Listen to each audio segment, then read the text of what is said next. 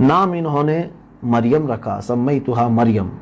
وہ خود کہتی ہیں میں نے اس کا نام مریم رکھا ہے۔ مریم یہ سریانی زبان کا لفظ ہے جس کا مطلب ہوتا ہے خادمہ، کام کرنے والی،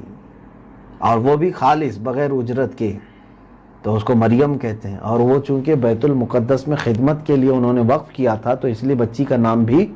مریم رکھا، اور دعا کیا انی اعیذھا بک وذریتھا من الشیطان الرجیم، اے مولا میں تیری پناہ مانگتی ہوں، اس کو اور اس کی اولاد کو تو شیطان رجیم سے محفوظ رکھ، اس کی شرارتوں سے ہمیشہ اس کو، میری بچی کو محفوظ رکھ۔ یہ آیات جو ہے یہ دعا ہے، کیونکہ حضرت بی بی مریم سلام اللہ علیہا، ان کی والدہ محترمہ نے جو دعا کی،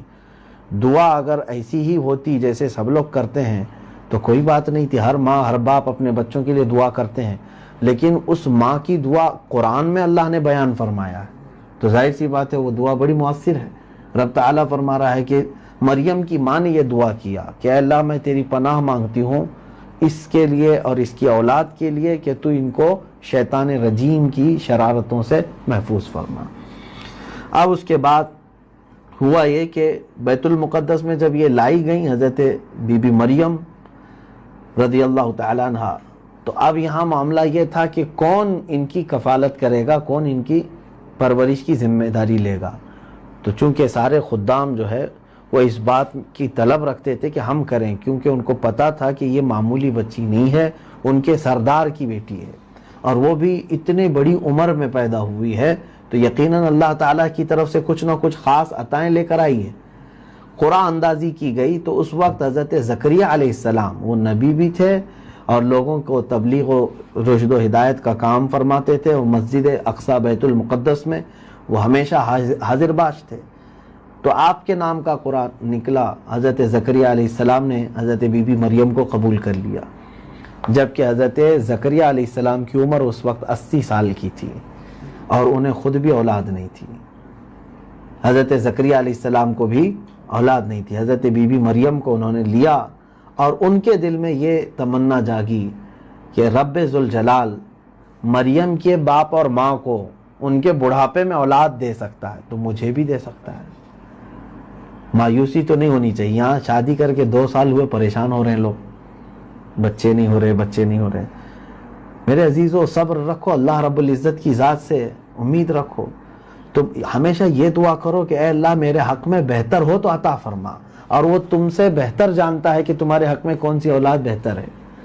ضد کرنا اس طرح کہ مجھے بیٹا چاہیے، ضد کرنا اس طرح کہ مجھے بیٹی چاہیے، ضد کرنا اس طرح کہ نہیں مجھے کچھ تو اولاد چاہیے ہی چاہیے، تم نہیں جانتے تمہارے مستقبل کے لیے کیا مناسب ہے۔ اللہ کے رحم و کرم پر چھوڑ دو،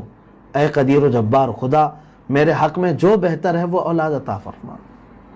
حضرت زکریا علیہ السلام 80 سال کی عمر تک صبر کیے ہیں، حضرت ابراہیم علیہ السلام 90 سال کی عمر تک صبر فرمائے، تو یہ تو ان نئے جوڑوں کے لیے بہت عبرت کی بات ہے، اور ان کے لیے ایک بہترین سبق ہے کہ اگر کسی وجہ سے بچوں کی ولادت میں تاخیر ہو رہی ہے تمہارے تو صبر رکھو، اللہ کریم ہے، اگر اس نے تمہاری مقدر میں لکھا ہے تو وہ ضرور دے کر رہے گا انشاءاللہ۔ حضرت بی بی مریم کو انہوں نے لیا اور مسجد اقصی بیت المقدس میں ایک محراب، سب کی الگ الگ محرابیں تھیں، جو خدام وہاں کام کرتے تھے مسجد میں ہمیشہ کے لیے جو وقف تھے وہ خدمت کے بعد جا کر کے جس جگہ پر آرام کرتے اس کو محراب کہا جاتا، تو حضرت سیدہ مریم کا بھی ایک محراب بنایا گیا۔ آپ کے لیے جو محراب بنائی گئی اس میں حضرت زکریا علیہ السلام ہمیشہ ان کو جا کر کے دیکھتے تھے، جب یہ بچپن میں تھی چھوٹی سی تھی، قرآن نے اس کا بھی ذکر فرمایا کہ کلما دخل علیہا زکریا المحراب وجد عندها رزقا، جب جب حضرت زکریا علیہ السلام اس محراب میں جاتے تو طرح طرح کے پھل وہاں رکھے ہوئے ہوتے تھے، اور وہ بھی ایسے پھل جو موسم بھی نہیں ہوتا اس کا، بے موسم کے پھل وہاں پر ہوتے۔ قال یا مریم انا لکی ھذا، حضرت زکریا علیہ السلام پوچھتے کہ اے مریم یہ کہاں سے تیرے پاس آتا ہے؟ وہ کہتی قالت ہوا من عند اللہ ان اللہ یرزق من یشاء بغیر حساب، وہ کہتی یہ سب میرے اللہ کی طرف سے ہے اور اللہ جسے چاہتا ہے بے حساب رزق دیتا ہے۔